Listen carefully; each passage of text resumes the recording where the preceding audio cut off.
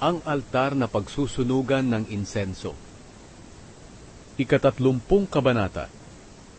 Magpagawa ka ng altar na akasya, na pagsusunugan ng insenso. Kailangang kwadrado ito, 18 pulgada ang haba at ang lapad, at 3 talampakan ang taas. Kailangang mayroon itong parang sungay sa mga sulok, na kasamang ginawa ng gawin ang altar. Balutin mo ng purong ginto ang ibabaw nito, ang 4 na gilid, at ang parang sungay sa mga sulok nito. At lagyan mo ito ng hinulmang ginto sa palibot. Palagyan ng 2 argolyang ginto sa ilalim ng hinulmang ginto sa magkabilang gilid ng altar, para pagsuksukan ng mga tukod na pambuhat dito. Gumawa ka ng tukod na gawa sa kahoy ng akasya, at balutan ito ng ginto. Ilagay ito sa harap ng altar sa telang tumatabing sa kahon ng kasunduan. Doon ako makikipagkita sa inyo. Tuwing umaga kapag mag-aasikaso si Aaron ng mga ilaw, magsusunog siya ng mabangong insenso sa nasabing altar. At sa hapon kapag magsisindi siya ng ilaw, magsusunog siyang muli ng insenso.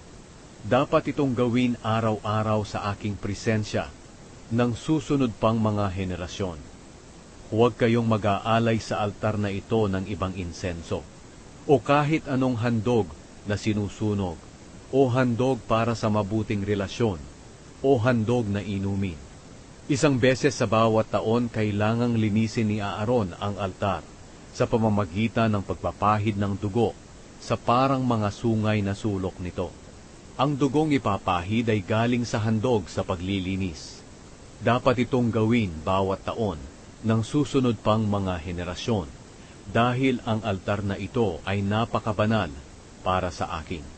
Pagkatapos sinabi ng Panginoon kay Moises, kapag isesensus mo ang mga mamamayan ng Israel, ang bawat mabibilang ay magbabayad sa akin para sa buhay niya, para walang kapahamakang dumating sa kanya habang binibilang mo sila.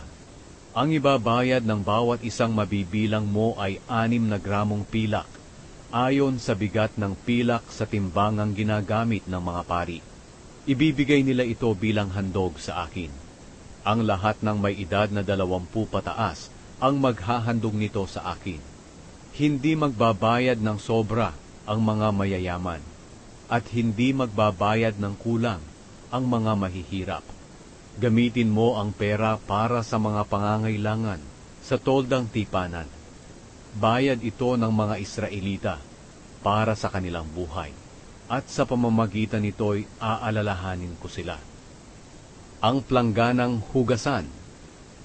Sinabi ng Panginoon kay Moises, gumawa ka ng tansong planggana na tansurin ang patungan para gamiting hugasan. Ilagay mo ito sa gitna ng toldang tipanan at ng altar, at lagyan ito ng tubig. Ito ang gagamitin ni Aaron at ng mga anak niya sa paghuhugas ng mga kamay at paa nila, bago sila pumasok sa toldang tipanan, at bago sila lumapit sa altar para mag-alay sa akin ng mga handog sa pamamagitan ng apoy. Kailangan nilang hugasan ang mga kamay at paa nila para hindi sila mamatay. Dapat sundin ni Aaron at ng mga angkan niya ang mga tuntuning ito hanggang sa susunod pang mga henerasyon. Ang langis na pamahid. Sinabi ng Panginoon kay Moises, kumuha ka ng pinakamainam na mga sangkap, 6 na kilong mira, 3 kilo ng mabangong sinamon, 3 kilong asukal, at 6 na kilong kasya. Kailangan ang bigat nito'y ayon sa timbangang ginagamit ng mga pari, at 1 galong langis ng olibo. Sa pamamagitan nito, makakagawa ka ng banal na mabangong langis na pamahid. Pahiran mo ng langis na ito ang toldang tipanan, ang kahon ng kasunduan, ang mesa, at ang lahat ng kagamitan nito, ang lalagyan ng ilaw, at ang lahat ng kagamitan nito, ang altar na pagsusunugan ng insenso, ang altar na pinagsusunugan ng mga handog na sinusunog, at ang lahat ng kagamitan nito, at ang planggana at ang patungan nito. Italaga mo ang mga bagay na ito para maging napakabanal nito. ibubukod ang sinumang makakahawak nito. Pahiran mo rin ng langis si Aaron at ang mga anak niya bilang pag-oordina sa kanila, para makapaglingkod sila sa akin bilang mga pari. Sabihin mo sa mga Israelita na ito ang banal kong langis, ang dapat gamiting pamahid hanggang sa mga susunod pang mga henerasyon. Huwag niyo itong ipapahid sa ordinaryong mga tao, at huwag niyo rin itong gawin para sa mga sarili niyo lang.